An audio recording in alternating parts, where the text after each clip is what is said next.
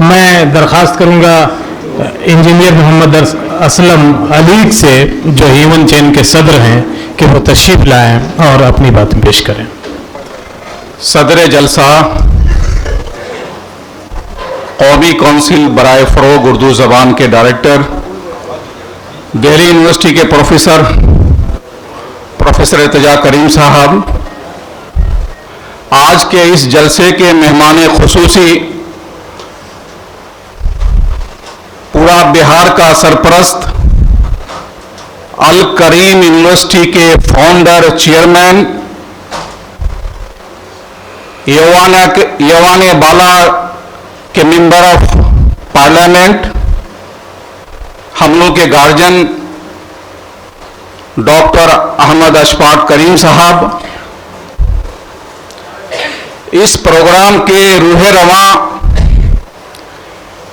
जैसा कि आप लोग जानते हैं कि अभी हिंदुस्तान में कोलिशन का, एलायंस का, महागठबंधन का दौर है, तो ये प्रोग्राम भी महागठबंधन के बैनर तले हो रहा है।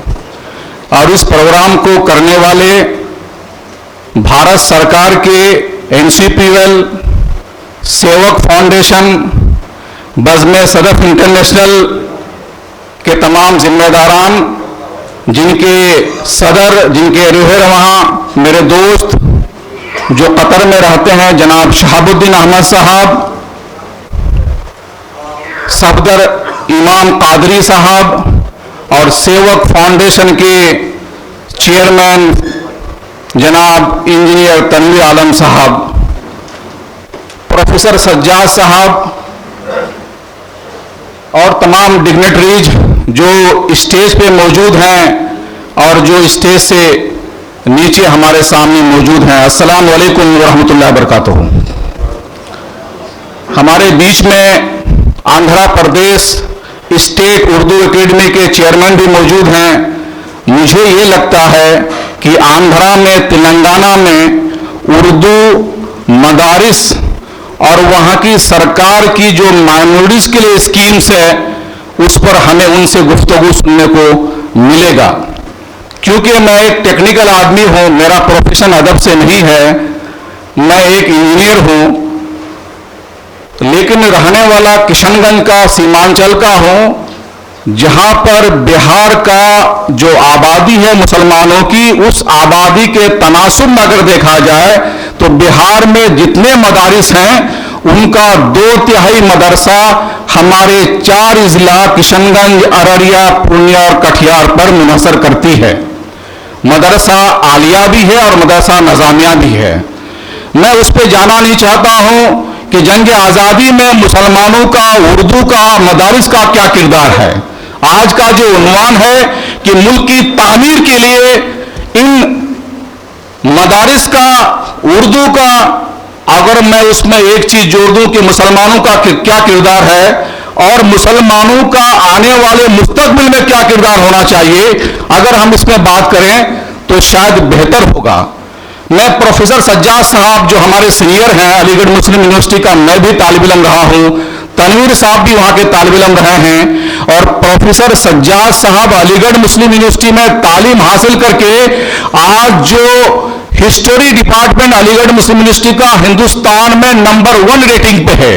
क्योंकि उनको एडवांस हिस्टोरियन के नाम से, हिस्ट्री ऑफ डिपार्टमेंट के नाम से जाना जाता है, जहां पर मोहम्मद हबीब और इरफान हबीब हुआ करते हैं। मैं ये बात कहते हुए जरा सा भी हिचक नहीं रहा हूं कि आज अगर इस सरजमीन बिहार से कोई एमर्जिंग हिस्टोरियन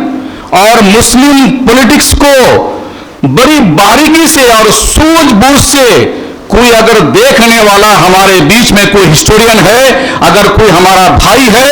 जिनका कलीमी खुतबा सुनने के बाद आप तमाम लोगों ने ये राय जरूर बना लिया होगा कि यह आदमी एक दानिश्वर है, ये इंटेलेक्चुअल है, तारीख का तालिब इल्म होने के बावजूद उर्दू के बारे में और उर्दू को कैसे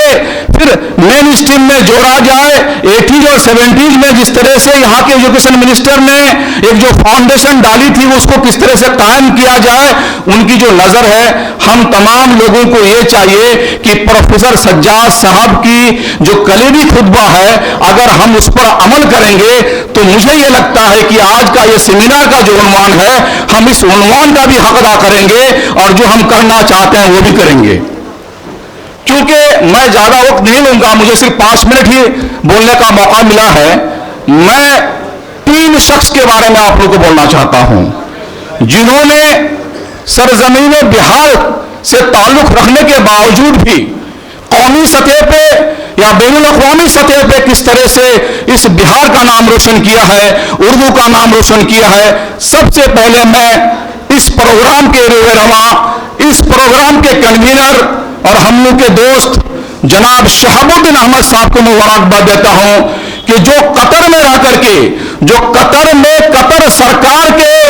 गवर्नमेंट जोन में रहने के बावजूद उनकी जो मशगूलियत है, उनका जो एंगेजमेंट है, एक डायरेक्टर के पोस्ट में है, जिस तरह से उर्दू से और बजमे सदफ इंटरनेशनल बना करके एक तंजीम, जिस तरह से तमाम लोगों को जोड़ करके, जिसमें शकील काफी साहब हैं, बिलाल साहब हैं, नदीम जिलानी साहब हैं, इन तमाम दानिश्वर को जोड़ करके जिस तरह से ये कतर से लेके हिंदुस्तान, दिल्ली से लेके कलकत्ता और कलकत्ता से लेके पटना तक इनकी जो सोच, इनकी जो समझ और इनको कौम और मिल्लत की जो दर्द है, उसके लिए मैं आपको मुबारकबाद देता हूं जनाब शहाबुद्दीन अहमद साहब। मैं अब आता हूं प्रोफेसर इर्तिजा करीम साहब। प्रोफेसर इर्तिजा करीम साहब जब एनसीपीएल की जिम्मेदारी उन्होंने कबूल की, उसके बाद एनसीपीएल में जो चेंजेज आए हैं, एनसीपीएल जो एक डिफॉल्ट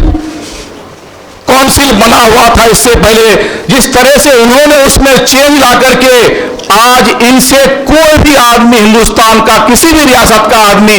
बात करके एनसीपीएल का जो स्कीम है, जो प्रोजेक्ट्स है, उनसे राब्ता कायम करके जैसे ये जमीन पर उतारने की कोशिश कर रहे हैं, उनके लिए काबिल तारीफ है। मैं इस मन से दुआ करता हूं कि प्रोफेसर इर्तिजा करीम साहब हम लोगों के लिए एसेट हैं। प्रोफेसर इर्तिजा करीम साहब आने वाले दिनों में हम तमाम लोगों के मुस्तकबिल हैं। प्रोफेसर इर्तिजा करीम साहब के लिए आप तमाम लोग दुआ करें, क्योंकि हम हर इजलास में,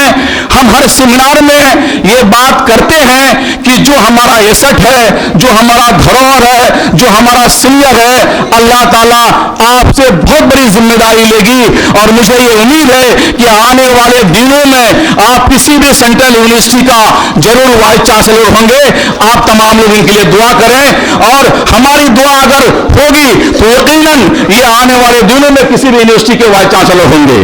दोस्तों,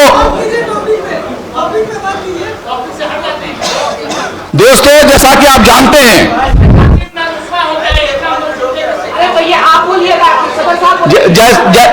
जैसा कि आप जानते हैं